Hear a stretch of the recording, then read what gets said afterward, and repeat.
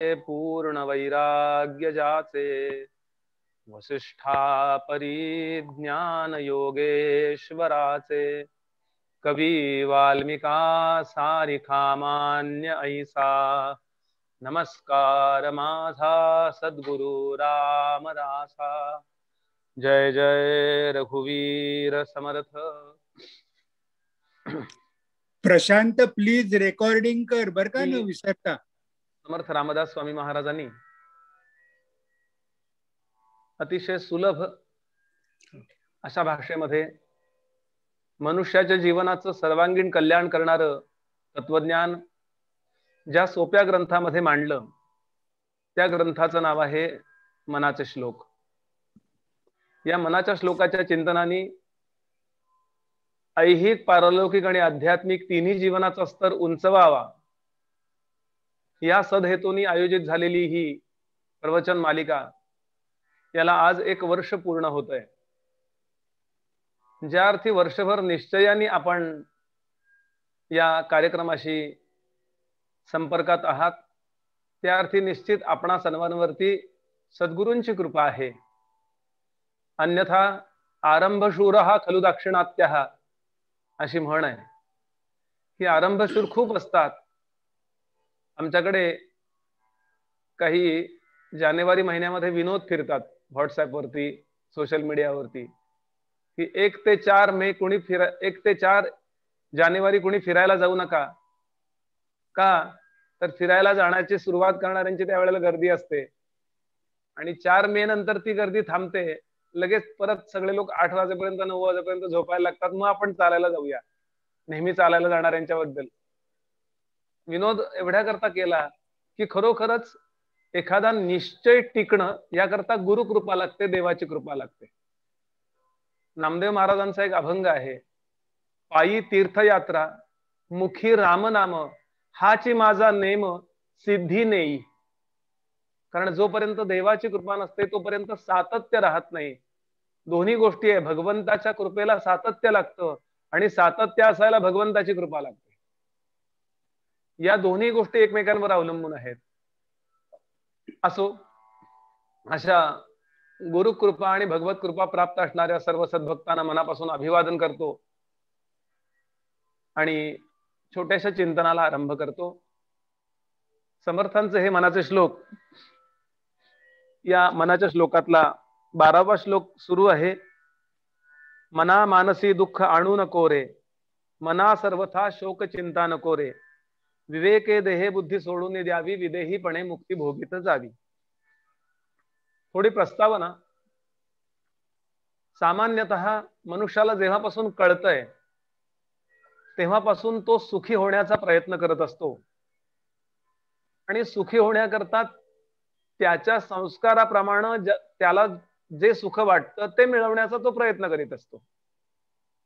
म्हणजे तो आई वडिलांकडून, मित्रांकडून, आजूबाजूच्या लोकांकडून जे संस्कार प्राप्त करतो त्या संस्कारानं त्याला कळायला लागतं की या गोष्टींशिवाय मनुष्य सुखी होऊ शकत नाही। उदाहरणार्थ, शिक्षणाशिवाय मनुष्य सुखी होऊ शकत नाही। उदाहरण, शिक्षण कशाला घ्यायचं, तर जगामध्ये सन्मान मिळत नाही, नाहीतर अशिक्षित माणसाला कुणी विचारत नाही। मग पहिली गोष्ट विद्या पाहिजे, दुसरी गोष्ट जगाने विचारायला पाहिजे म्हणजे प्रतिष्ठा पाहिजे। पण नुसतं शिकला असेल म्हणजे जग विचारतं असं नाहीये। तुम्हाला योग्य पैसे मिळवण्याची क्षमता मिळवावी लागते। 2 पैसे तुमच्या गाठीला आहे, तुमचा फ्लॅट आहे, तुमचा अमुक आहे, तुमचं तमुक आहे। अगदी मुलगी बघायला येताना सुद्धा माणसं विचार करतात की, किंवा मुलगा बघायला जाताना विचार करतात की ज्या मुलाला ही मुलगी द्यायची आहे त्या मुलाचं सगळं व्यवस्थित आहे ना, 2 पैसे मिळवतोय ना, तो ऐकू येतंय ना? होय होय, व्यवस्थित 2 पैसे मिळवतोय ना तो, म्हणजे त्याची सामाजिक स्थिती कशी आहे हे पाहिलं जातं। याकरता धनाची आवश्यकता आहे। असं सगळं एकमेकांशी जुळलेलं आहे। विद्या पाहिजे, प्रतिष्ठा पाहिजे, धन पाहिजे, पण नुसतं धन असून उपयोग नाही आहे। दिसायला बरा आहे का तो, आरोग्य आहे का त्याच्याजवळ, तर 100 रोग घेऊन जगणारा तो मुलगा तिशीतच त्याचे केस सगळे पांढरे झाले, उपयोग नाही त्याचा। तेही बघितलं जातं. म्हणजे आरोग्य पाहिजे, इत्यादी इत्यादी इत्यादी सगळ्या गोष्टी बघितल्या जातात. त्या व्यवहाराच्या स्तरावर बरोबरही आहेत, अनिवार्य पण आहेत, अगदी खरं आहे. पण केव्हा तरी प्रपंचाला आरंभ झाल्यानंतर तरी खऱ्या सुखाचा शोध सुरू व्हावा, ही संतांची अपेक्षा आहे, शास्त्राची अपेक्षा आहे. हे सगळं मिळवता मिळवता मनुष्य सुखी होण्याच्या ऐवजी दुःखी होतो का, याचा थोडा विचार करा, असं भारतीय संत आग्रहानं सांगतात. समर्थांचं एक करुणाष्टक आहे.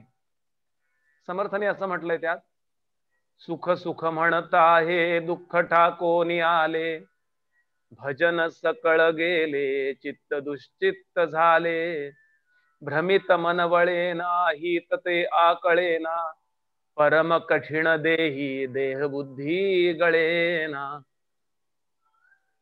प्रपंच आपला नेटका असला पाहिजे याबद्दल अजिबात दुमत नाहीये, पण गोंदवलेकर महाराज म्हणत असत, प्रपंचाला परमार्थाची प्रयोगशाळा बनवा. समर्थांची ओवी प्रसिद्ध आहे, साधारणतः सगळ्यांना माहिती आहे ती, प्रपंच करावा नेटका मग घ्यावे परमार्थ विवेका, येथे आळस करू नका विवेकी हो. तुम्ही जर विवेकी असाल, तुम्ही जर शहाणे असाल, तुम्हाला तुमची निवड क्षमता जर करेक्ट असेल, विवेक याचा अर्थ निवड क्षमता, विवेक याचा अर्थ विच धातू आहे. विच हा इंग्रजी शब्द आपल्याला माहिती आहे, तो संस्कृत मधनं जसाचा तसा उचललेला आहे. संस्कृत भाषेतून लॅटिन भाषेचा जन्म झाला आणि लॅटिनची लेख आहे इंग्रजी, आपल्याला माहितीच आहे. म्हणजे इंग्रजी ही संस्कृतची नात आहे. म्हणून इंग्रजीमध्ये शेकडो शब्द असे आहेत की जे जसेच्या तसे उचललेले आहेत. मी एवढ्या करता सांगतोय, कोण श्रेष्ठ कनिष्ठ हे मला बोलायचं नाहीये. विच धातू आहे, विच इंग्रजीमध्ये. विच म्हणजे कोणत्या, विच वे आय गो, आणि या विच धातूवरून विवेक हा शब्द तयार झालाय. आपण पुन्हा पुन्हा हे ऐकू, पुन्हा विवेक हा शब्द आला की मी हे पुन्हा सांगणार आहे आपल्या समोर, याच्या करता की हे पक्क व्हावं. निश्चयार्थे द्विरुक्ती, पुन्हा पुन्हा पुन्हा पुन्हा आपण हे सांगायचं आणि ऐकायचं, म्हणजे पक्क होतं. असो, तर पुढा शब्द येतोच आहे, विवेके देहे बुद्धी सोडून द्यावी. म्हणजे मला माझ्या अंतःकरणातला, मला माझ्या बुद्धीतला विवेक नावाचा जो काही घटक आहे तो मला योग्य वापरता आला पाहिजे, आणि खऱ्या सुखाचा शोध मला घेता आला पाहिजे, आणि यथाकाली मला त्याचा बोध झाला पाहिजे. नाही तर खरोखरीच मगाशी बोललो त्याप्रमाणे प्रतिष्ठा, विद्या, आरोग्य, संपत्ती, देहाला सुख देणाऱ्या इतक्या वस्तू गोळा करून सुद्धा लग्नानंतर 27व्या वर्षी जगातल्या श्रीमंत माणसाला आपल्या पत्नीला डिवोर्स द्यावासा का वाटतो? याचा सरळ अर्थ असा आहे की धनाने प्रपंच सुखी होत नसतो. धन हे साधन आहे, ते साध्य नाहीये. हे अगदी पक्कच धारण करून ठेवावं. मी बोललो असेल यापूर्वी प्रवचनात कधीतरी, एक हिंदी संत परवा बोलता बोलता म्हणाले कि आदमी धन के पीछे तब तक भागता है, आदमी धन के पीछे तब तक भागता है, धन के पीछे वो तब तक भागता है जब तक उसका निधन नहीं हो जाता. कशा करता मी आपल्या समोर बोलतोय? याचा अर्थ धनाची योग्यता, मूल्य अध्यात्मशास्त्राने कमी लेखलेलं नाहीये. जेवढं पाहिजे तेवढं पाहिजेच आहे, परंतु ते सुखदायी नाही. सुखाकरता आवश्यक आहे शांती. गीतेमध्ये भगवान म्हणतात, अशांतस्य कुत सुखम. म्हणून खरं सुख, ज्याला विषय निरपेक्ष सुख असं वेदांतांनी म्हटलं, आम्ही ज्याला सुख म्हणतो ना, ती दुःखाची दुसरी बाजू असते. या जगात अशी सुखदायी एकही गोष्ट नाहीये. मला सांगा, आपण थंडीने सुख वाटतं का गरमपणाने सुख वाटतं? काय आपण म्हणाल? हिमालयात आपण गेलाय, कुडकुड कुडकुड थंडी वाजतीये, आणि आपण अगदी हिमालयाच्या पलीकडं कैलासाच्या प्रदक्षिणाला निघालाय, अगदी थंडी वाजतीये. तिथे कोणाला जर थंड आईस्क्रीम आणून दिलं अमूलचं, तर चालेल का गरम गरम आल्याचा चहा चालेल? तर कोणी हेच सांगणार आहे बाबा गरम गरम चहा आईस्क्रीम आम्ही खाऊ, पण पुण्यात गेल्यावर खाऊ उन्हाळ्यात. म्हणजे आईस्क्रीम सुद्धा सुखदायी आहे, चहा सुद्धा सुखदायी आहे. कशावर अवलंबून आहे? ज्या प्रकारचं वातावरण असेल त्या प्रकारावरती विषय सुख अवलंबून असतो. म्हणजे ते व्यभिचारी धर्माचं आहे, ते निश्चित प्रत्येक वेळेला सुखच देईल असं नाही वा दुःखच देईल असं नाही. हे जर पक्क असेल तर थंडीत वा गरमपणात, गरिबीत वा श्रीमंतीत, आरोग्यात वा अनारोग्यात कुठल्याही गोष्टीमध्ये सुख देणारी गोष्ट कुठली आहे? म्हणजे विषय निरपेक्ष, विषयांवर अवलंबून नाही, एन्व्हायरमेंटवर अवलंबून नाही, असं सुख कुठलं असेल तर त्याला म्हणतात आत्मसुख. या शरीराला चैतन्याची प्रेरणा देणारं जे काही ठिकाण आतमध्ये आहे, ज्याला कूटस्थ चैतन्य असं म्हणतात, आत्मा असं म्हणतात, त्याला जेव्हा मी पाहतो, त्याच्याकडे माझी पूर्ण दृष्टी जाते आणि त्याचं मला शुद्ध दर्शन होतं, त्या क्षणाला तेथ जो जे होय ज्ञानोबा म्हणाले तया नाव सुख. आणि म्हणून शेवटची ओळ आधी धरायची ग्रहित, विदेहीपणे मुक्ती भोगीत जावी, 12व्या श्लोकातली शेवटची ओळ. हे सगळ्यात मुख्य ध्येय माझ्या जीवनाचं असलं पाहिजे. मग ते तुम्ही भक्ती मार्गाने मिळवा, योग मार्गाने मिळवा, ज्ञान मार्गाने मिळवा, तुम्ही कुठल्या मार्गाने चाललाय हे तुमच्या सद्गुरूंच्या सांगण्यावरती अवलंबून आहे. त्याचे हे श्रेष्ठ का ते कनिष्ठ त्या वादात जाण्याचं काही कारण नाहीये. सर्वोत्तम ध्येय जर काय असेल तर विश्वाला निर्माण करणारा, संपूर्ण विश्वाला सांभाळणारा आणि विश्वाचा विनाश झाल्यानंतर हे संपूर्ण विश्व ज्यामध्ये लयाला जातं आणि ते तत्व अविनाश जातं, असा जो कोणी आहे, असं जे काही तत्व आहे, ते तत्व आणि मी दोन नाही याचा अपरोक्ष अनुभव घेणं हेच मनुष्याच्या जीवनाचं सर्वोत्तम ध्येय आहे. थोडक्यात भगवंताची कृपा मिळवणं. हे अवघड शब्द होत असतील, अपरोक्ष. ते म्हणले बुवांचं काय डोकं फिरलंय काय, 11 प्रवचन बरी वाटत होती आम्हाला, पण बाकी काही कळो वा न कळो ईश्वराचा विचार करा, ब्रह्माचा विचार सोडून द्या. ईश्वर आणि ब्रह्म याचा विचार करताना ईश्वर हा वाच्यार्थाने आहे, लक्षार्थाने ते ब्रह्मच आहे. आणि वाच्यार्थापेक्षा लक्षार्थ महत्वाचा असतो. लग्नामध्ये शुभमंगल सावधान असं म्हणताना वाच्यार्थानं आपण शुभमंगल सावधान म्हणतो आणि अक्षता टाकतो, त्या नवरा नवरीपेक्षा इतरांच्या डोक्यावर जास्त पडतात.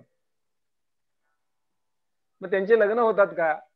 नाही, लग्न त्याच दोघांचं होतं ज्यांचं ठरलेलं असतं. लक्षार्थानं ती त्यांच्या डोक्यावर पडावी अशी अपेक्षा. म्हणून आपण ज्या ईश्वराला मानतो, मी रामाला मानतो, मी कृष्णाला मानतो, काही हरकत नाहीये. मला परिणामाचा अनुभव सुखाचाच येणार, आत्मसुखाचाच अनुभव येणार आहे. आणि याकरता या सुखाच्या आड येणाऱ्या ज्या ज्या गोष्टी आहेत त्यातली सगळ्यात महत्वाची अडचण, सगळ्यात महत्वाची समस्या, वेदांताच्या भाषेत प्रतिबंध जर कुठला असेल तर तो पहिला प्रतिबंध आहे माझ्या अंतःकरणात चाललेलं चिंतन, विचार. खरं चिंतन हा शब्द परब्रह्मा करता लावतात. माझे गुरुजी नेहमी सांगतात, देहाकरता केली जाते ती चिंता आणि देवाकरता केलं जाते ते चिंतन. दोन्ही मध्ये धातू चिंतच आहे, चिंत चिंत यती धातू आहे. म्हणून पहिली गोष्ट काय करावी, खूप नीट ऐका, पहिली गोष्ट काय करावी, प्रपंच व्यवस्थित करीत असताना सगळ्यांकरता करायची सगळी कर्तव्य 100% पार पाडण्याचा प्रयत्न करावा. या देहासकट, या देहाला मला व्यायाम दिला पाहिजे, सूर्यनमस्कार घातले पाहिजे, शीर्षासन केलं पाहिजे, प्राणायाम अगदी आवश्यक आहे, औषधं घेतली पाहिजेत, पथ्य पाळलं पाहिजे. पण तरी सुद्धा पक्क लक्षात ठेवायचं, एवढं सगळं करून सुद्धा हा देह अमर होणार नाहीये हेही लक्षात ठेवलं पाहिजे.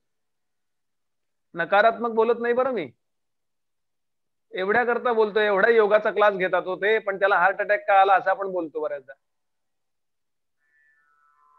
नाही, मग त्याचं उत्तर आहे त्यांनी नीट केला नाही, असं काही शक्य नाही. वाघभटांना सुद्धा 125व्या वर्षी देह सोडावा लागला, चरकांनी सुद्धा देह सोडला.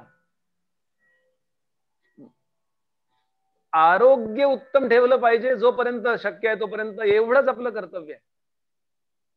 आणि याकरता या देहासकट बाकीच्या देहांचा विचारच सोडून द्या. मी जेव्हा सुखाकरता लोकांवर अवलंबून असतो, पश्चिम बंगाल मधल्या लोकांनी मतदारांनी नीट मतदान केलं नाही म्हणून मी पुण्यात दुःखी झालो परवा हो. म्हणजे मी किती परावलंबी झालो, सुखाकरता किती परावलंबी झालो.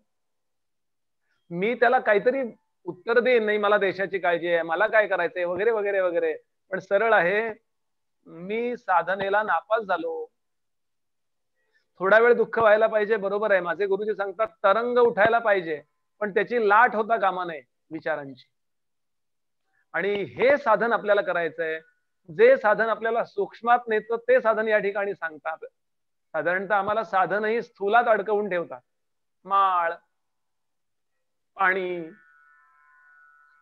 पिंडी किंवा काही अमुक अमुक एक आकार, फुलं, अत्तर. हे अत्तर देवाला आवडत नाही, कसली उदबत्ती आणली तुम्ही.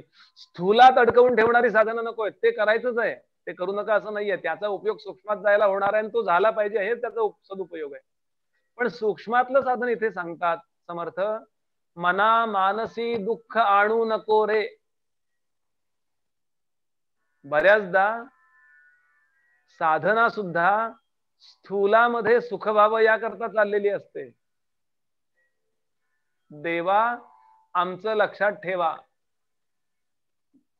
मुलीचं लग्न होऊ दे, भाडे करून निघत नाही, भाडे करून निघू देत, अमुक होऊ देत, तमुक होऊ देत. एका स्तरापर्यंत ते सगळं ठीक आहे, पण मुद्दा सांगणं चाललंय की ते तसंच असणार आहे, त्याला काही इलाज नाहीये. माझ्यावरती त्याचा होणारा परिणाम मी बंद केला पाहिजे. माझे गुरुजी नेहमी सांगत असत, साधकाच्या चित्ताच्या इथे पाटी लावलेली असते, नो ऍडमिशन विदाउट परमिशन. माझ्या स्वतःच्या अंतःकरणावरती माझं प्रचंड नियंत्रण असलं पाहिजे. त्या नेपोलियन बोनापार्ट बद्दल सांगतात, इतका ग्रेट होता तो. जेव्हा रणांगणावरती तो युद्धाला जात असे, तर रणांगणाच्याच एका बाजूला ती शिबिरं लावलेली असायची, त्यांच्यात ज्या झोपड्या असायच्या. तर तो गणिताचे सिद्धांत मांडत असे बाहेर युद्ध सुरू असताना. एकदा तो तोफांची व्यवस्था लावून देत असे आणि नेपोलियन बोनापार्ट, आणि मग तो आपल्या लोकांना सांगत असे, मी एक 10 मिनिटं जरा झोपतो बरं का. आणि 10 मिनिटं झाली की 11व्या मिनिटाच्या पहिल्या 2 सेकंदात तो जागा होत असे. काय नियंत्रण असेल त्याचं, बाहेर युद्ध चाललंय. आणि हा 10 मिनिटाची नॅप घेतो, पॉवर नॅप. त्याला नेपोलियन नॅप म्हणतात. आपण हा शब्द ऐकला असेल, नेपोलियन नॅप. ही गमतीनं नेहमी सांगतो, आमच्या प्रवचनामध्ये अशी नेपोलियन नॅप खूप घेतात लोक. म्हणजे इतक्या लोकांना आम्ही नेपोलियन बनवतो, किती आम्ही ग्रेट असू. आपण याचा नीट विचार करून ठेवावा. माझ्या सकट मी हे उपदेश भाव धारण करून सांगत नाहीये, शिकवण्याचा मला अधिकार नाही, पण सुचवण्याचा निश्चित आहे. तेच जीवनाचं ध्येय आहे, माझं करिअरच माझं ते आहे. माझ्यावरती कुठल्याही गोष्टीचा किती टक्के मी परिणाम करून घ्यावा याचं प्रॅक्टिस करावं. दुःखाचे पण प्रकार असतात. माझे गुरुजींनी परवा दुःखाचे 2 प्रकार सांगितले. एक लोकांना समजणारं दुःख आणि एक माझं मला समजणारं दुःख. याच्याजवळ पैसे नाही आहेत, याचे नातेवाईक चांगले नाही आहेत, याला मूलबाळ नाहीये, याचं शिक्षण बरोबर नाहीये, याचं घर नीट नाहीये, याच्या पायाला लागलंय, याला कोरोना झालाय, याला अमुक झालंय. हे सगळं दुःख लोकांना समजणार आहे आणि मलाही समजणार आहे. दुसरं दुःख मत्सर, द्वेष, हे लोकांना समजत नाही, माझं मलाच कळतं. 2 प्रकारचे दुःख आहेत बघा. आणि माझे गुरुजी गमतीनं नेहमी सांगतात, ते म्हणाले असं आहे, बाहेरची दुःख लोकांना कळतात, त्यामुळे आपण ती आवरण्याचा प्रयत्न करतो. ती फजिती, बाहेर जी होणारी फजिती आहे ती आपण आवरण्याचा प्रयत्न करतो. आपण शिक्षण घेतो, आपण पैसे मिळवतो, अमुक करतो, तमुक करतो, आणि लोकांच्या मध्ये आता झाला बरं का तो शिकून तयार. 2-3 वेळा त्यांनी दिली ती जेईची परीक्षा, 3ऱ्या अटेम्प्ट मध्ये तो पास झाला बरं का, आता त्याचं ते दुःख गेलं असं लोकांना कळतं. बाहेर दिसणारी दुःख आपण दूर करण्याचा प्रयत्न करतो, पण अंतःकरणात जी दुःख आहे, जी माझी मलाच कळतात, मला त्या माणसाचा द्वेष वाटतो, मला त्या माणसाचा भयंकर राग आहे, हे लोकांना नाही कळत, माझं मला कळतं. ही आतमध्ये होणारी फजिती फार असते बाहेरच्या फजितीपेक्षा. आणि म्हणून या दोन्ही दुःखावर मात करायची आपल्याला. शरीर दुःख असेल, देह दुःख सुद्धा आहे, पायाला काटा टोचला दुःख होणारच आहे हो. संतांच्या पायाला काटा टोचल्यानंतर त्यांना काही उबदार असा मऊ गालीच्या पायाला लागल्याचा अनुभव येत नाहीये. त्यांच्या काही संवेदना बोथट झालेल्या नाहीयेत.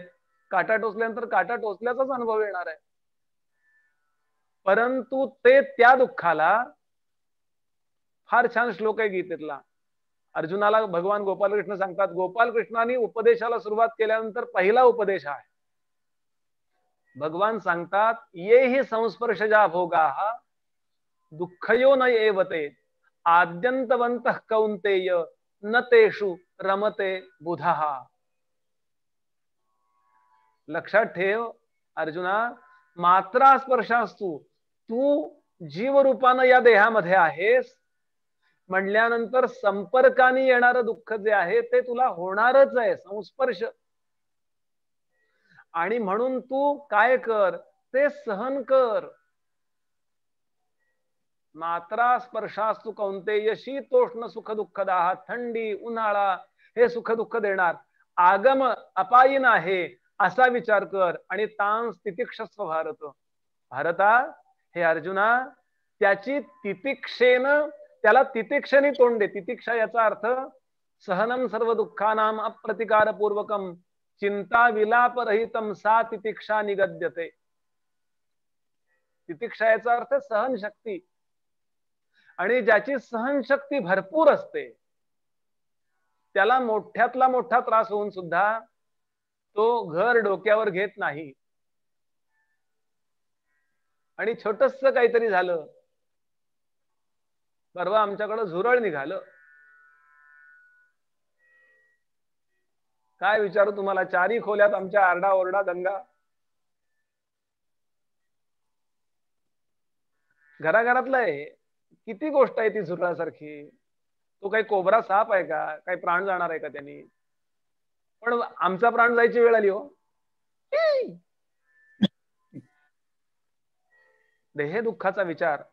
दोन प्रकारची माणसं आपल्याला यात दिसतात. एक, कितीही जास्त दुःख झालं तरी ती माणसं त्याची रिॲक्शन खूप सॉफ्ट देतात, त्यामुळे असं वाटतं यांना काही झालेलंच नाही, असंही होतं काही वेळा. आणि दुसरं, थोडस दुःख जरी झालं तरी अख्खं घर डोक्यावर घेऊन इतरांना दुःखी करतात. दोन्ही प्रकार असतात. मध्यमही लोक असतात. समर्थ सांगतात, देहाचा असो नाही तर कुठला असो, त्याचा अंतःकरणावर प्रमाणापेक्षा जास्त परिणाम होऊ देऊ नकोस. दुःखाची प्रतिक्रिया जेवढी आपण उग्रपणानं देतो तेवढे आपण अशिक्षित मानले जातो, असंस्कृत मानले जातो. नाही का, ते खेडेगावामध्ये माणसं मरतात बघा, तो काय अगदी रडायला माणसं बोलवतात. तुकोबांचा अभंग याच्याकरता, ते आजचा विषय नाहीये. मोले घातले रडाया नाही आसू नाही माया. काय रिॲक्शन असते, काय आरडाओरडा, काय दंगा. सांगण्याचा मुद्दा असा, दुःख होणारच आहे. जे दुःख आहे वा सुख आहे हे पूर्वीच्या प्रारब्धाचं, आपण 10व्या 11व्या श्लोकात हे शिकून आलेलो आहोत, पूर्वीच्या कर्माचं फळ आहे. आणि म्हणून योग्य ती रिॲक्शन आली पाहिजे. बरं, कुणी घरातलं गेलंय, डोळ्यातनं पाणी आलं पाहिजे. इतक्या अटॅचमेंट असतात हो, किती मला आईनी भरवलेलं असतं, सगळे प्रसंग आठवतात, डोळ्यातनं पाणी सुरू होतं. पण तो जो काही दुःखाचा भाग आहे तो मी सहन करावा का इतरांना दुःख देण्या इतकी प्रतिक्रिया द्यावी. असं म्हणतात, एखादी व्यक्ती गेली आणि नातेवाईक जर रडत असतील तर त्यांच्या डोळ्यातले अश्रू त्या जीवाच्या पुढच्या प्रवासातले स्पीड ब्रेकर असतात. म्हणून योग्य ती रिॲक्शन असली पाहिजे. जास्तीत जास्त सॉफ्ट, जास्तीत जास्त नेमकी, जास्तीत जास्त नेटकी प्रतिक्रिया माझी असली पाहिजे. आणि याचा अभ्यास करता आला पाहिजे. मना मानसी दुःख आणू नको रे. खूप महत्वाचा मुद्दा माझ्या गुरुजींनी सांगितला. ते म्हणाले,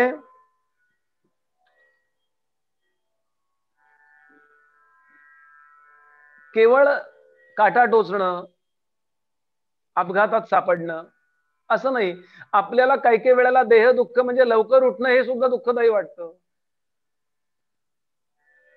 चालायला जाणं, भरा भरा भरा चालायला जाणं दुःखदायीच वाटतं. ते काही सुख आहे का? व्यायाम करणं, व्यायाम केल्यानंतर सुख वाटतं सोडा, पण त्यावेळेला दुःखदायीच आहे. परिणामी ते सुखदायी आहे. दोन्ही अर्थाने विचार करा. जे दुःख अनिवार्य आहे, म्हणजे आता म्हणलं पायात काटा टोचणं किंवा ऍक्सिडेंट मध्ये सापडणं किंवा काही घात होणं, काही त्रास होणं, देहाचा असो मनाचा असो, मुलगा मला उर्मट बोलला उदाहरणार्थ, अनिवार्य आहे. कारण आपल्या देहावर आपलं नियंत्रण नाही, इतर देहांवर काय. जेवढे लांब लांब लांब लांब लांब लांब लोक जातात ना, तेवढं त्यांच्यावरचं आपलं नियंत्रण संपत जातं. मग त्यांनी कसं वागावं हे माझ्या ताब्यात राहणारच नाहीये. एक एक मुद्दा बघूया. आधी पहिली गोष्ट व्यायाम आहे, लवकर उठणं आहे, न तळलेलं आळणी पोटाला चांगलं असणारं खाणं हे दुःखदायी आहे. डाएट ते काही जाडी वाढल्यानंतर डाएट केलं पाहिजे असं नाही. तेव्हा तर दोन दुःख होतात. जाडी वाढली असं कोणीतरी म्हणतं, याचं दुःख, आणि आता नको ते खावं लागतं. डाएट चिवडा मिळतो आमच्याकडे पुण्यात. डाएट चिवडा म्हणजे त्याला ना कसला वास ना कसला रंग, प्लॅस्टिक खाल्ल्यासारखं वाटतं. हे ते खावं लागतं, हे दुसरं दुःख. म्हणून योग्य त्या वयामध्ये माझी तब्येत सडसडीत राहावी, नेमकी राहावी. समर्थांची ओवी आहे मारुती करता, नेटका सड पातळू. जास्त बोलून दुःख देत नाही अजून मी. दुःखदायी नावाची गोष्ट जी आहे ती दुःखदायी बऱ्याचदा परिणामी सुखदायी असते. विनोदाचा भाग सोडून द्या, मला सांगायचंय. म्हणून त्याही करता मना मानसी दुःख आणू नको रे. माझं स्वतःच्या निद्रेवरती, खाण्यावरती, सगळ्या शरीर क्रियांवरती नियंत्रण असलं पाहिजे. त्याकरता सुद्धा हा श्लोक लावून घ्या. दुःखदायी याचा अर्थ प्रत्येक वेळेला दुसऱ्याने डोक्यावर धोंडा घातला आणि ते दुःख असा नको विचार करायला. मला फिटनेस राहण्याकरता, आता सुरुवातीला उपासना कोणाला आवडते? लहान मुलांना उपासना नाही आवडत, तरी आपण त्यांना म्हणतो चला शुभं करोती म्हणा, त्याशिवाय तुम्हाला लाडू मिळणार नाही. त्या लाडूच्या लोभानच आम्ही लहानपणी शुभं करोती म्हणायचो. असं होतं ना. सुरुवातीला कोण गडावरती आल्यानंतर माणसं उपासनेला बसण्याऐवजी गड फिरायलाच जातात संध्याकाळी 6 वाजता. काय म्हणाले, छान वातावरण आहे, उपासना नको वाटते.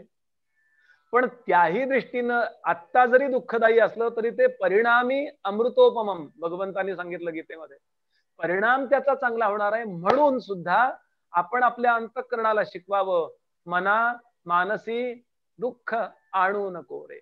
एक मुद्दा. दुसरा महत्वाचा मुद्दा, काही दुःख ही अनिवार्य आहेत. असं आहे, पायाला काटा टोचल्यानंतर सुद्धा नाथांसारखे डोळे मिटून बसा, हे अशक्य आहे. आता असं सांगतात, ठाकूर म्हणजे रामकृष्ण परमहंस हुगली नदीवरती आंघोळीला गेले आणि त्यांनी पाहिलं एक मोठा विंचू बुडतोय. कुठनं तो झाडावरनं पडला, झाड अशी त्या नदीवर आलेली होती, झाडावरनं पडला आणि वाहत आला, तो असा असा असा करतोय. म्हणून त्यांनी उचलला आणि बाजूला पुळणीवरती त्या वाळूवर टाकायचा प्रयत्न करणार, इतक्यात त्या विंचवानं त्यांच्या हातावर डंख मारला, परत पाण्यात पडला. पण इतक्या जोरात डंख मारला की त्यांचे हात असे झाले, पाण्यात पडला. पुन्हा उचलला, पुन्हा टाकायचा प्रयत्न करू लागले.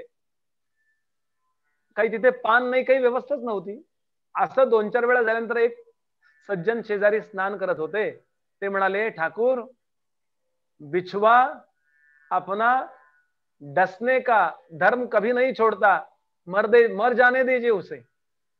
बिछुआ अपना डसने का धर्म कभी नहीं छोड़ता, मर जाने दो उसे.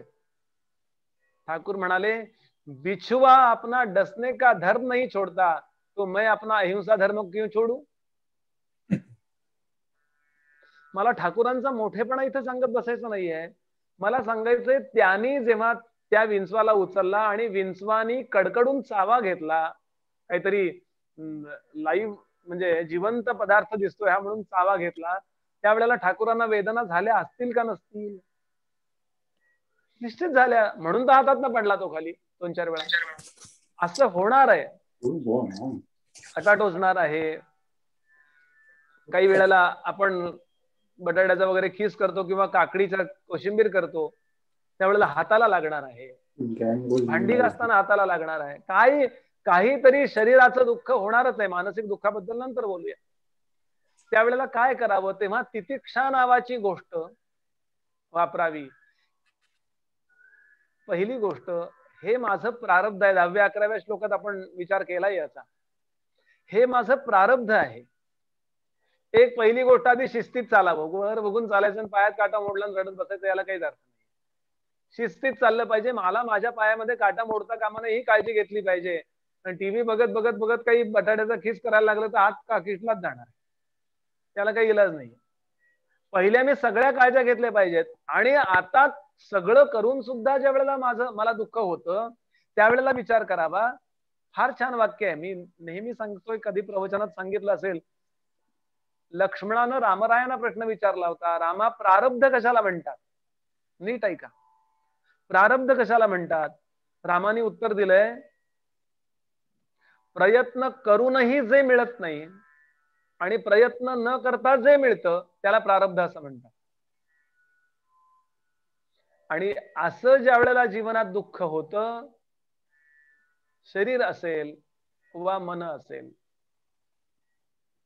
माझीच माणसं माझं ऐकत नाहीत हो. माझेच साथीदार दुसराच काहीतरी स्वर वाजवून ठेवतात. मला पाहिजे असतो पंचम, तो वाजवतो दैवत. बर, मला त्यातलं कळत असलं की दुःख जास्त. स्वामी विवेकानंदांचं वाक्य आहे, शिस्तीची माणसं जगात दुःख भोगायला जन्माला आली असतात.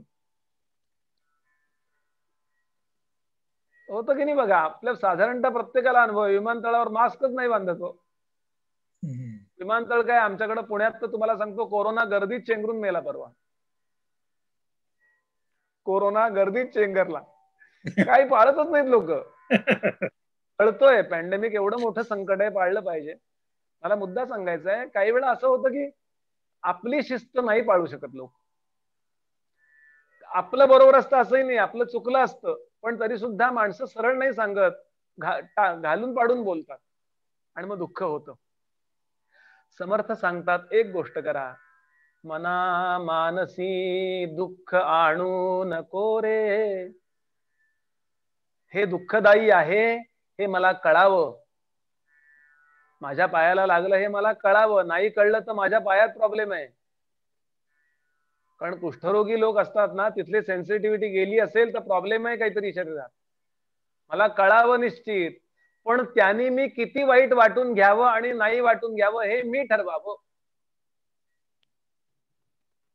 माझा कंट्रोल त्याच्यावरती पाहिजे. तो मला असं बोलला, रडलंच पाहिजे का? नाही. फार त्यांनी छान सांगितलं. 3 गोष्टी सांगितल्या त्यांनी. एक पहिली गोष्ट, प्रारब्ध म्हणून ऍडजस्ट करून घ्यावं. दुसरी गोष्ट, माझं पाप कमी झालं. दुःखाने पाप कमी होतं आणि सुखाने पुण्य कमी होतं. मला दुःख झालं की माझं पाप कमी होतं आणि मला सुख झालं की माझं पुण्य कमी होतं. दुःख पाप कमी करतं. दुःख हा पापाचा परिणाम आहे आणि सुख हा पुण्याचा परिणाम आहे. मला खरं सांगा, काय कमी व्हावं हो? माझा अपमान केला कोणी, आनंद वाटावा. वा, मी गेल्या जन्मी याला अपमानित केला होता वाटतं. नाथांचा अभंग आहे, कौतुक तूप आहे संचिताचे. संचिताचं कौतुक बघा. छान कोणी श्रीखंडाची वाटी वाढली जेवताना. सध्या आम्रखंड, आंब्याचे दिवस आहेत. विचार हा करावा, असे मी गेल्या जन्मी याला दिले होते वाटतं. पण एकही जगात असं कर्म नाहीये की ज्या कर्माचं फल नाहीये. कर्माचं फल तेव्हाच नाहीसं होतं ज्या वेळेला आपण ज्ञानोत्तर कर्म करतो. आत्मज्ञानानंतर केलेल्या कर्माला फळ नाहीये. त्याला छान उदाहरण दिले उपनिषदाने. लहान बाळाच्या हवेमध्ये हातपाय झाडण्यासारखं आहे ते, त्याला फल नाही काही. इग्नो म्हणजे ते इनोसंट असतं लहान बाळ. त्याच्या हातपाय झाडण्याने आईला लाथा मारल्या. लहान बाळाने अंगावर पिणारा आई आनंदाच्या भरात आईला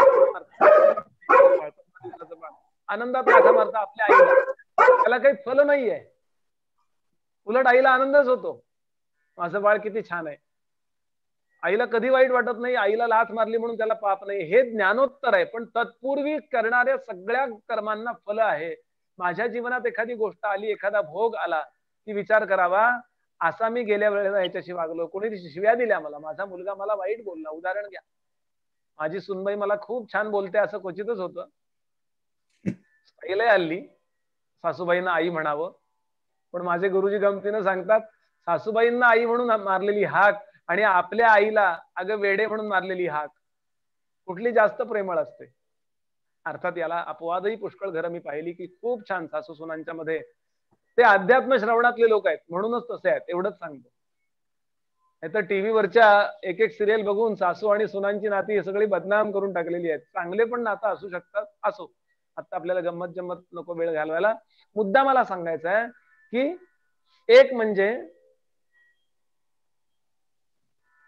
माझं प्रारब्ध म्हणून ते सहन करावं, दुसरं म्हणजे माझा स्वतःचा पापनाश चाललाय दुःखामध्ये असा विचार करून मना मानसी दुःख आणू नको रे, त्याचं वाईट वाटून घेण्यापेक्षा त्याचं चांगलं वाटून घ्यावं. वा, माझी निंदा चालली आहे, तुकोबांचा अभंग आहे, निंदकानी मज उपकार केला, देह शुद्ध झाला अंतर्बाह्य, नाशियल्या माझ्या पातकांच्या राशी, ऐशा निंदकासी नमस्कार माझा. माझी कुणी निंदा केली की लक्षात ठेवायचं, माझ्या खात्यावरचं पाप त्याच्या खात्यावर ट्रान्सफर होत असतं. मी कुणाची निंदा केली की ज्याची मी निंदा करतो इंटरेस्ट घेऊन, त्याचं पाप माझ्या खात्यावर ट्रान्सफर होतं. तो घरात टीव्ही बघत असतो, मी गायत्री जप केलेला गेला वाया. म्हणून शहाणी माणसं कधी या वाणीतून कुणाची निंदा येऊ देत नाहीत किंवा निंदा ऐकतही नाहीत. निंदा करणं जेवढं पाप आहे त्याच्या 10 पट पाप निंदा ऐकणं आहे बरं का. कधीही निंदा होता कामा नये. परनिंदा, परस्त्री आणि परधन हे 3 निषेध सांगितलेत वेदांनी. 3 निषेध, विधी आणि निषेध असतात ना. परनिंदा ही सगळ्यात मोठं पाप सांगितलं. परधन आणि परस्त्री ही त्याच्यापेक्षा गौण पातक सांगितलीत, पण पातकच आहेत. त्यातला मुद्दा मला सांगायचा आहे की कुठल्याही प्रकारे मला वाईट कानावरती आलं तर मनामध्ये आनंद व्हावा याकरता व्यवस्था कशी करावी. पहिली गोष्ट, माझं प्रारब्ध आहे म्हणून मला हे भोगावं लागतंय. दुसरं, या प्रारब्धाने माझं पाप नाहीसं होतंय. आणि तिसरं, जो दुसरा कोणी कारणीभूत आहे असं काही वेळा वाटतं, त्याच्यामुळं असं झालं, तो माझ्याशी असं का वागला किंवा ती माझ्याशी असं का वागली, असं का बोलली. माझे गुरुजी गमतीनं म्हणतात, तो यापेक्षा माझ्याशी काय वागेल असा विचार करावा. गुणागुणेषु वर्तन्ते, तो त्याच्या गुणांनीच वागणार आहे, तो त्याच्या लायकीप्रमाणे. थोडक्यात आनंद व्हावा आपल्याला म्हणून, मला आनंद व्हावा, तो त्याच्या योग्यतेप्रमाणे वागणार आहे. मी माझी योग्यता सोडता कामा. महाभारतातला प्रसंग आहे. दुर्योधनाचा मेहुणा जयद्रथ, कर्ण इत्यादी सगळे लोक द्रौपदी बद्दल नुसतं वाईट बोलतात नव्हे तर भर सभेमध्ये तिला नग्न करण्याचा प्रयत्न करतात. महाभारतातला हा सेंट्रल इव्हेंट आहे ज्याच्यामुळे युद्ध झालं. पुढे लोक आम्हाला खोटं सांगतात. द्रौपदी दुर्योधन पडला त्यावेळेला म्हणाली आंधळ्याचा पुत्र आंधळा असं म्हणाली म्हणून युद्ध झालं असं अनेकांनी म्हटलंय. पण लक्षात ठेवाल, मी अगदी खात्रीनं सांगू शकतो, कारण आता मी महाभारताचे 1,00,000 श्लोक वाचून पाहिले. कुठेही असा श्लोक येत नाही की द्रौपदी त्याला हसली किंवा द्रौपदी त्याला काही म्हणाली. कुठेही नाही आहे हे. आता आपण सिरियल मध्ये जे पाहिलं ते पूर्ण चुकीचं, कुठल्या तरी साहित्यिकानं लिहिलं आणि ते दाखवलं गेलं. मला आता कुणाविरुद्ध बोलायचं नाही. द्रौपदीचा स्वभावच नव्हता. द्रौपदी तिथे नव्हतीच. जेव्हा दुर्योधन धडपडला त्या मयसभेमध्ये त्यावेळेला ती तिथे नव्हती, तिला माहितच नाहीये. भीम हसला, सगळे हसले, त्यात भीम हसला, काही बोललं नाही कुणी. उलट सगळ्या नोकरा चाकरांनी त्याला पंचा अंग पुसण्याकरता दुर्योधनाला देण्याचा प्रयत्न केला असा उल्लेख आहे महाभारतात. मला एवढ्याकरता सांगायचंय की दुर्योधन, दुःशासन, कर्ण, जयद्रथ हे सगळे द्रौपदीला विवस्त्र करण्याचा, तिचं चारित्र्य भग्न करण्याचा प्रयत्न करतात. हे दुर्योधनाचं वागणं आहे. धर्मराजाला वाईट वाटलं नसेल का हो? कुठल्याही पतीला वाईटच वाटणार आहे ना होय. पण आयुष्यभरामध्ये धर्मराज दुर्योधन जर भेटला तर त्याला नेहमी सुयोधना म्हणून हाक मारत असे. आणि पुढे सुयोधना, भानुमती वहिनी बऱ्या आहेत ना रे? वनामध्ये प्रश्न विचारलाय त्यांनी. काय धर्मराजाची योग्यता असेल? वाईट वाटलेला आहे पण मना मानसी दुःख आणू नको रे. इथे फार छान श्लोक आहे. धर्मराज सांगतात, भीमा, आपल्याशी कोण कसं वागतं याच्यावरती आपण आपलं त्यांच्याशी वागणं ठरवू नये. आपली म्हणून वागण्याची एक खास पद्धती विकसित करून घ्यावी. कोणी कसाही वागो, मना मानसी दुःख आणू नको रे. मना सर्वथा शोक चिंता नको रे. शोक आणि चिंता दोन प्रकारची दुःख आहेत, लक्षात ठेवाल. जगामध्ये दुःख दोनच प्रकाराचे. माझं काहीतरी जाईल या कल्पनेने होणाऱ्या दुःखाला चिंता असे म्हणतात, आणि माझं काहीतरी गेलं या कल्पनेने होणाऱ्या दुःखाला शोक असे म्हणतात. माझं काहीतरी गेलं, काय गेलं? आणलं होतं काय मी? माझं होतं काय? ज्या ज्या गोष्टीला मी माझं म्हणून संबोधलेलं आहे त्या गोष्टी मला सुख देऊ शकत नाही. सुख द्याव्यात म्हणून मी त्यांना आपलं मानलंय. माझा तंबोरा, आता तानपुरा चालू आहे माझा इथे, बारीक स्वर असेल तर काही श्लोक म्हणायला बरं पडतं. असा माझा तंबोरा खाली पडला माझ्या विद्यार्थ्याकडून. मी त्याला रागावलो, तुला काही कळतं का? काही अक्कल आहे का? देव अक्कल वाटत होता तेव्हा कुठे गेला होतास तू? माझा तंबोरा मोडू नकोस ना, असं मी त्याला बोलतो. त्याला वाटतं बुवांचं तंबोऱ्यावर किती प्रेम आहे हो. पण लक्षात ठेवायचं की मी ते किती जपायचा प्रयत्न करो, प्रयत्न करायचाच आहे, पण मी किती जपायचा प्रयत्न करो तो केव्हा तरी बिघडणारच आहे. तंबोरा असो, पंखा असो, नाही तर माझा नातेवाईक असो. पण हे सगळे ग्रहांच्या अधीन असणारे लोक आहेत. ग्रह ज्योतिषशास्त्र असतं ना, त्या वेळेला ती गोचरी आली की चांगली माणसं वाईट वागतात, वाईट माणसं चांगली वागतात. हे एकदा पक्क लक्षात ठेवलं की परिणामतः माझा शोक जातो. शौक नव्हे, शोक. माझं काहीतरी गेलं या कल्पनेने होणाऱ्या दुःखाला शोक असं म्हणतात. शोकावर मात करणं खूप अवघड आहे, खूप अवघड आहे. आमचे आदरणीय बाबासाहेब बेलसर एक गोष्ट सांगायचे. द्रोणाचार्य सेनापती झाल्यानंतर 11व्या-12व्या दिवशी अभिमन्यू मारला गेला. खूप सगळ्यांना दुःख झालं. पांडवांचा नातू हो, अर्जुनाचा मुलगा, पांडवांचा मुलगा तो, अर्जुनाचा मुलगा आहे अभिमन्यू. खूपच दुःख झालं. काय त्या दुःखाला पारावर. बरं, मुलाचं वय 16 ते 18 वर्ष वयाचं होतं. इतका लहान, असा तरुण, इतका पराक्रमी. भीष्मांनी असं म्हटलंय महाभारतात, संपूर्ण महाभारतात सगळ्यात लहान सगळ्यात पराक्रमी योद्धा अभिमन्यू. पण इकडे गोपालकृष्णांचं शिक्षण आहे, इकडे अर्जुनाचं शिक्षण आहे. मामा आणि वडील दोघं जगातले सर्वोत्तम असे योद्धे आहेत. त्यांनी सगळं शिकवलं होतं. पण आपल्याला माहिती आहे ती कथा की सुभद्रेला निद्रा लागल्याचा परिणाम कृष्णांनी जे चक्रव्यूह भेदन सांगितलं त्यावेळेला ती निद्रा लागली आणि त्याचा परिणाम त्याला कळलं नाही. ती अशी कथा आहे. म्हणून मी नेहमी सांगतो, प्रवचनात डुलका येऊ देऊ नये, महत्वाचं वाक्य जातं. हा, आणि अभिमन्यू मारला गेला. अतिशय दुःख झालं, सगळ्यांना दुःख झालंय.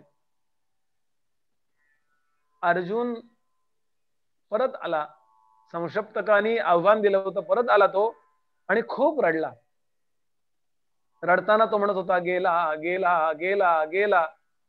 आणि कृष्णही शेजारी बसले होते, तेही म्हणत होते, गेली गेली गेली गेली. अर्जुन तेवढ्या दुःखात म्हणला, कृष्णा, तुला शाळेत ग्रामर कोणी शिकवलं रे? व्याकरण कोणी शिकवलं? कृष्ण म्हणले, गप्प बस, बोलू नको. गेली गेली गेली गेली. अरे गेला गेला म्हण ना, गेली गेली काय म्हणतोय? गेली गेली कसं काय? अरे मुलगा होता माझा, तू गेली गेली काय म्हणतोय. कृष्ण म्हणलं गप्प बस, रड तू, तुझा तू रड, माझा मी रडतो. अर्जुन म्हणला कृष्णा तसं नको, रडताना आपल्याला क्लिअर पाहिजे, रडताना आपली कन्सेप्ट क्लिअर पाहिजे. मी का रडतोय. कृष्ण म्हणले तू का रडतोय. तो म्हणले अभिमन्यू गेला गेला गेला गेला म्हणून रडतोय. गोपाल कृष्ण म्हणले मी सुद्धा गीता वाया गेली गेली गेली म्हणून रडतोय. किती महत्वाची कथा आहे, किती महत्वाची कथा आहे. तत्वज्ञान काय प्रवचन कीर्तनात सांगाय करता असतं काय. माझ्या जीवनात जेव्हा दुःखाचा प्रसंग येतो त्यावेळेला ते तत्वज्ञान मला वापरायचं असतं. पुस्तकस्थातु या विद्या परहस्तगतं धनम कार्यकाले समुत्पन्ने नसा विद्या न तद्धनम. माझ्या जीवनात दुःख येणारच आहे. माझ्या नव्हे जगात असं एकही ठिकाण नाहीये, एकही कोणी नाहीये की ज्यांनी दुःख भोगलं नाही. रामराय असोत, युधिष्ठिर असोत, नल असोत, असा एक मनुष्य सांगा की ज्याला दुःख नाही झालं. म्हणून याचा माझ्यावरती होणारा परिणाम मी हळूहळू क्रमेक्रमेने, पहिल्या प्रवचनात काही जमणार नव्हे. एक माळ केली श्रीराम जयराम जय जयरामची आणि बंद झालं दुःख होणं, असं नाही होणार आहे. याचा माझ्यावरती नकारात्मक परिणाम होणं बंद करणं आणि यातून पुढे जाताना मना सर्वथा शोक चिंता नको रे, मात करावी याच्यावर. वाईट वाटणारच आहे, प्रत्येकाच्या जीवनात काहीतरी कमी जास्त घडतच असतं. ज्ञानोबांची ओवी आहे, संसारी सुखाची कहाणी नायकिली कवणाची श्रवणी इंगळाची अंथरुणी झोप गायची. इंगळ म्हणजे मोठ्या विंचू किंवा इंगळ म्हणजे मोठा निखारा. ज्ञानोबा म्हणाले या निखाऱ्यावरती शांतपणे सुखात झोपलेला मनुष्य कधी पाहिलाय का कोणी.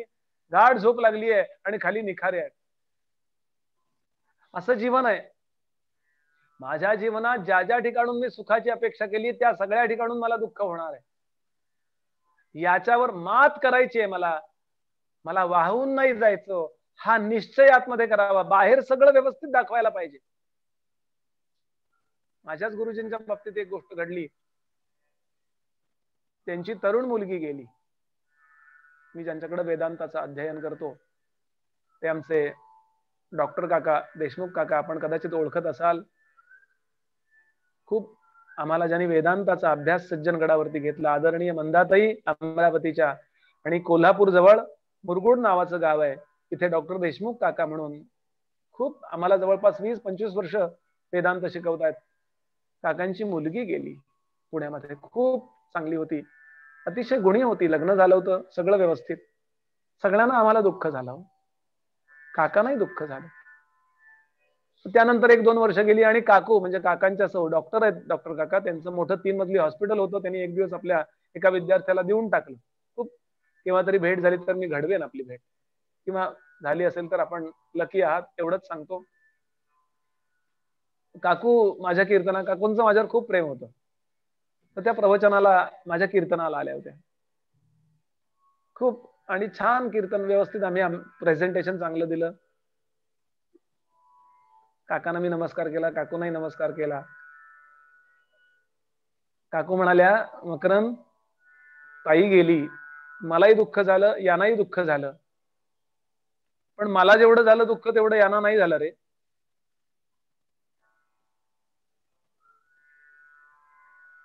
मी काकांना भेटायला गेलो होतो आदरणीय मंदाताईंच्या बरोबर. काका म्हणलं दुःख व्हायला पाहिजे ना हो. तेव्हा काकांचं वाक्य मगाशी मी प्रवचनात बोललो, मकरंद तरंग उठलाच पाहिजे पण त्याची लाट होऊ देऊ नये. केवढं वाक्य आहे. मी का सांगतोय आपल्याला हे. दुःखाची वाट बघत बसू नये. आपल्या चित्ताला एवढं इन्सुलेट करून ठेवावं की शॉक बसणं बंद करा.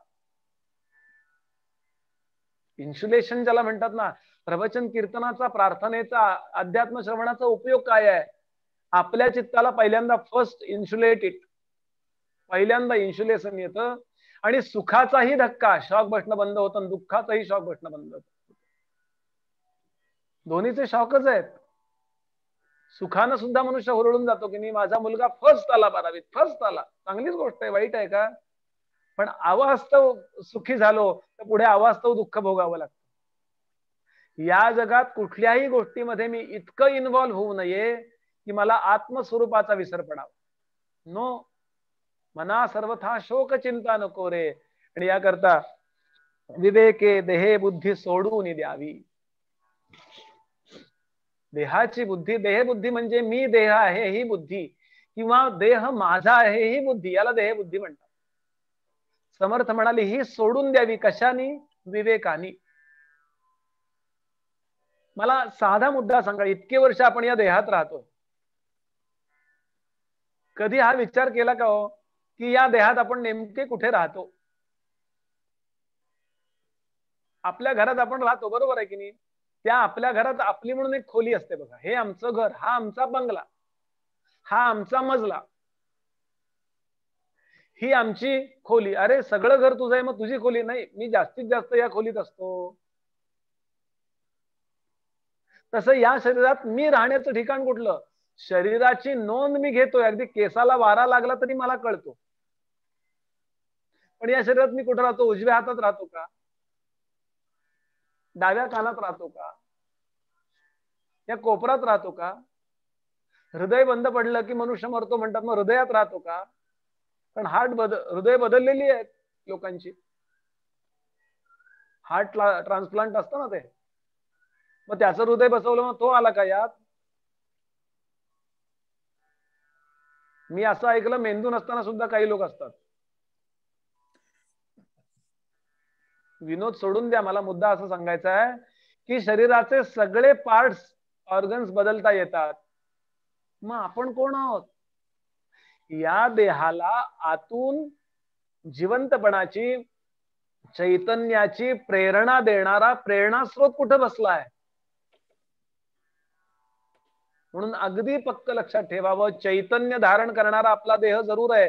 गीतेने सांगितलं संघातच चेतना धृती. डोळे, कान, नाक, जिव्हा, त्वचा, हात, पाय, 5 कर्मेंद्रिय आणि 5 ज्ञानेंद्रिय यांचं बांधलेलं मोठाळ, पेटाळ, गाठोड, चैतन्य धारण करणारा हा संघातच चेतना धृती. संघ आहे हा, एकत्र आहेत हे सगळे. समजा एक माणूस माझ्याकडे चालत आला, हे असं म्हणतो का डोळा आला बरं का त्याचा, कान पण घेऊन आला बरं का तो, नाक पण त्याचं आलं वाटतं? नाही, हे सगळं आलं आणि म्हणून त्याला काहीतरी नाव दिलंय त्या पुतळ्याला. सोमाजी गोमाजी कापसे आला आमच्या घरी. संघातच चेतना धृती. मुंगीचा असो नाही तर हत्तीचा असो नाही तर आपला असो, हा चैतन्य धारण करणारा पंचमहाभूतांचा पुतळा आहे. मग यातलं चैतन्य जिवंतपणाचं कारण काय आहे? समर्थ म्हणाले विवेके देहे बुद्धी सोडून द्यावी. हा देह असायचा तसाच असणार आहे, तो उत्तम ठेवायला पाहिजे, कारण तो देवाने दिलाय. भगवंतानी दिलेली वस्तू आपण त्याची निगा राखू की नाही, म्हणून व्यायाम आहे, म्हणून मेडिसिन्स आहेत. म्हणून माझे गुरुजी नेहमी सांगतात, या विवेक करण्याकरता, देहापेक्षा मी वेगळा आहे करण्याकरता, वेगळा आहे लक्ष देण्याकरता नेहमी त्याच्याशी संवाद साधत जा, म्हणजे ऑब्जेक्टिव्हिटी अँड सब्जेक्टिव्हिटी डेव्हलप होते. आपला देह ऑब्जेक्ट आणि सब्जेक्ट करून टाकलेत आम्ही, की असं वेगळेपणानं आपण देहाकडे बघतच नाही. आपण याचा अर्थ तुम्ही आम्ही नाही, सामान्य विधान करतोय मी. देहाशी बोलता यावं इतके एकरूप झालो आपण या देहाशी.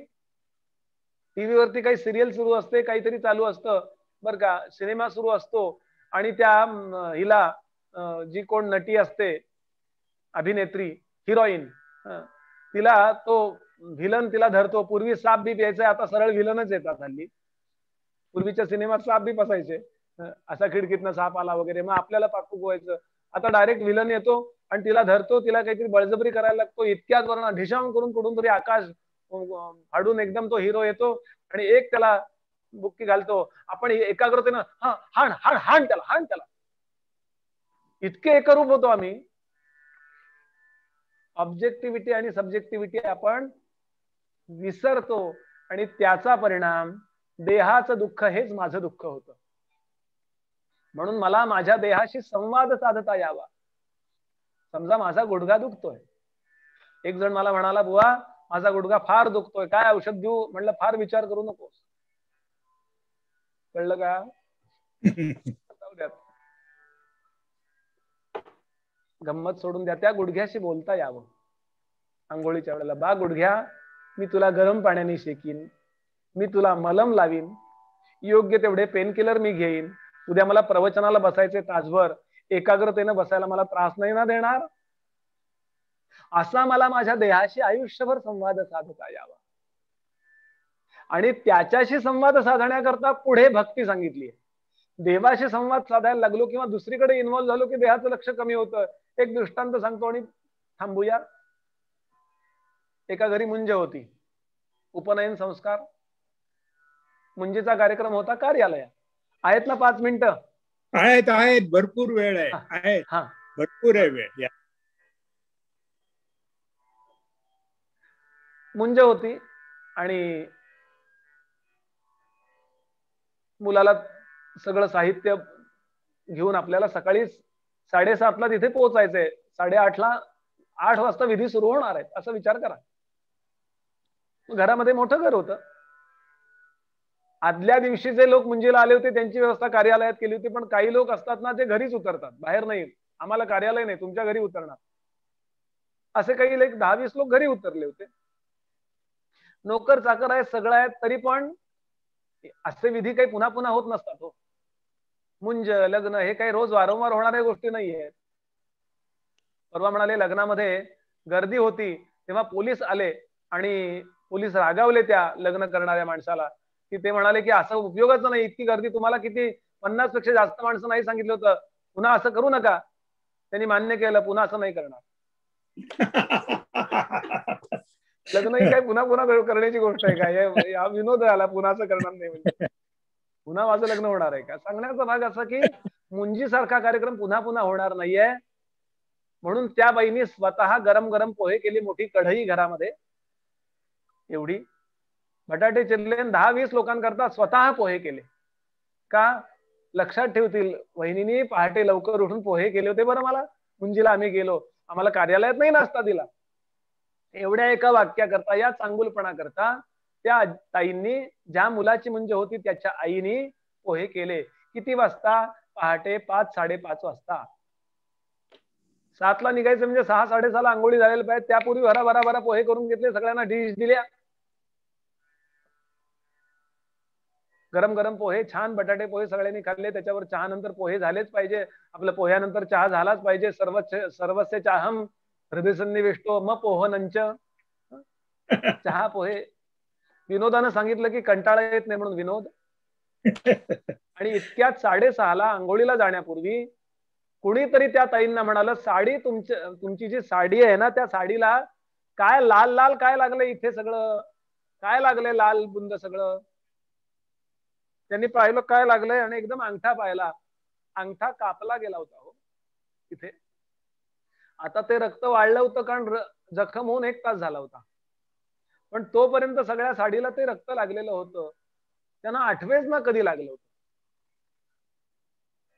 प्रसंग असा झाला होता, बटाटे पोहे करताना भरभर बटाटे चिरत असताना मुलाची मुंज आहे, मुलाला उठवायचे, त्याला जागं करायचं, त्याला आंघोळ घालायची, अमुक करायचं तमुक करायचं, बॅगा न्यायच्यात, सोन्याचं दानवं केलंय, हे अमके येणार आहेत तमके येणार आहेत, गुरुजी वेळेवर, अशा हजारो विचारांची गर्दी डोक्यात चालू होती.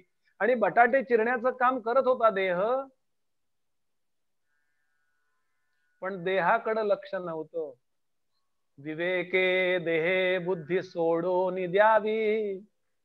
आणि त्याचा परिणाम देहाला जखम झाल्याची नोंद त्या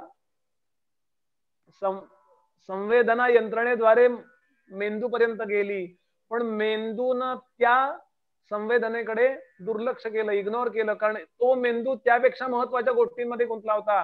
मुलाचं व्यवस्थित आवरलं पाहिजे, अमकं झालं पाहिजे. तर असं होतं की नाही आपलं, कधी लागलं पायाला, कधी लागलं हाताला, लक्षात येत नाही की नाही.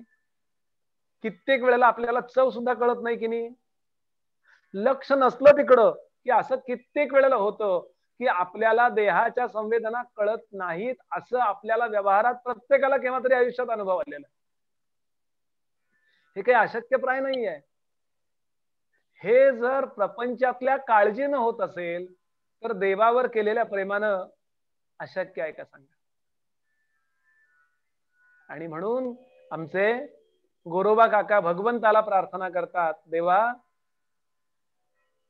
ही कृपा कर दे, तुझे रूप चित्ती राहो, मुखी तुझे नाम, देह प्रपंचाचा दास, सुखे करो काम, सुखे करो काम, तुझे रूप चित्ती राहो, तुझ्या पदी वाहिला मी देह भाव सारा, पुरे अंतराळी आत्मा सोडून पसारा, नाम तुझे घेतो गोरा, नाम तुझे घेतो गोरा, म्हणून आठयाम, देह प्रपंचाचा दास, सुखे करो काम, सुखे करो काम,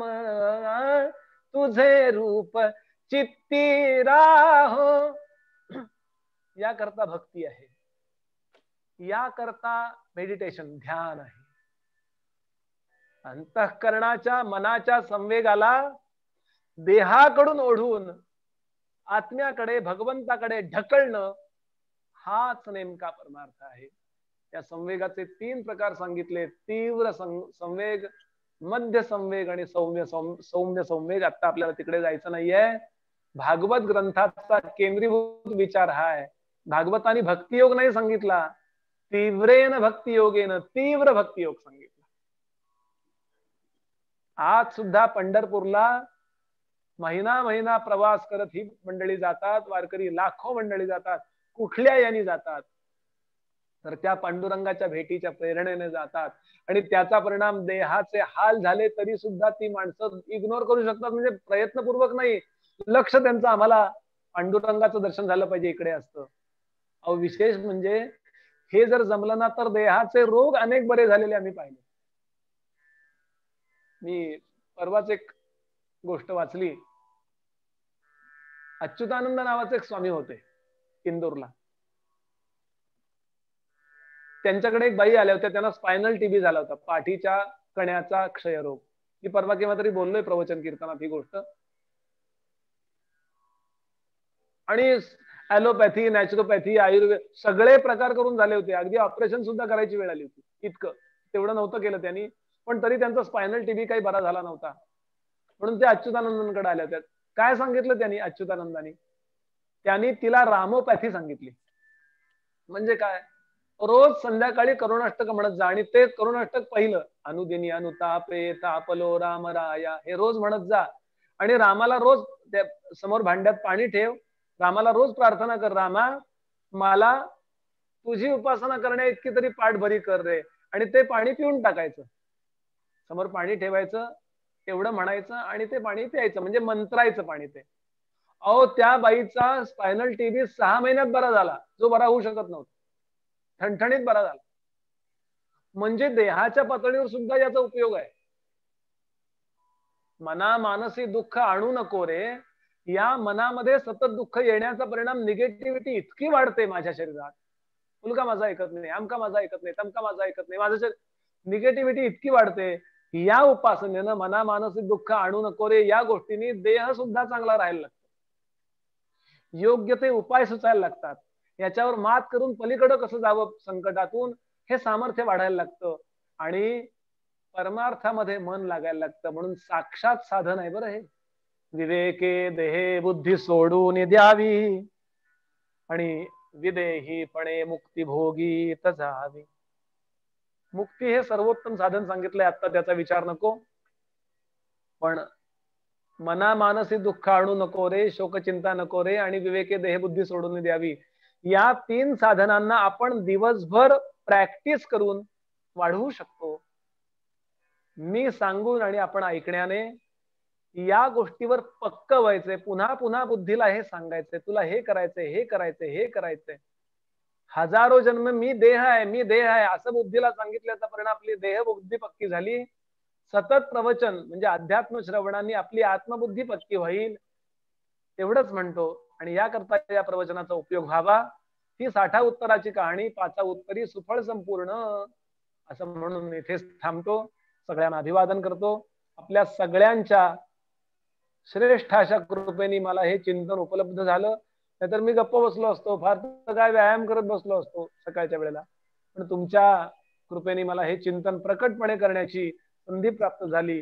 त्याकरता वँकोवर भजन परिवार आणि सगळे श्रोते यांचा मी ऋणी राहीन एवढंच वाक्य उच्चारतो. सगळ्यांना मनापासून अभिवादन करतो. सगळे विज्ञानाने आजचे सांगितलेले नियम पाळूया. सगळं व्यवस्थित असं आपलं जीवन आचरूया आणि सगळ्या दुःखावर मात करून यश मिळवूनच थांबूया. मुलाबाळांचंही कल्याण चिंतून आहे, त्यांना सुद्धा चांगले संस्कार देऊया आपल्या क्षमतेप्रमाणे, अशी शुभेच्छा देतो. थोडक्यात ऐहिक जीवनामध्ये यशस्वी होऊया. पारलौकिक जीवन आपलं कल्याणाचं होऊ दे आणि यथाकाली आध्यात्मिक जीवन म्हणजे मोक्ष मुक्ती इत्यादी सर्वश्रेष्ठ पुरुषार्थ सांगितलेत, याही जीवनाचं आपलं सार्थकत्व आपल्याला लाभावं ही आपल्याला शुभेच्छा देतो. आपल्याकडून आशीर्वादाची अपेक्षा करतो आणि इथेच विरमतो. सर्वांना सप्रेम अभिवादन. रामा मी तव दास दास म्हणवी माते कशाचे भय. रामा जाईन ज्या स्थली सुखगना होईल तेथे जय. रामा या भुवनत्रयी तुझ विणे नाही तुझा तारक. रामा तू सकलार्थ पूर्ण करीसी तू तातमी बालक. जय जय रघुवीर समर्थ.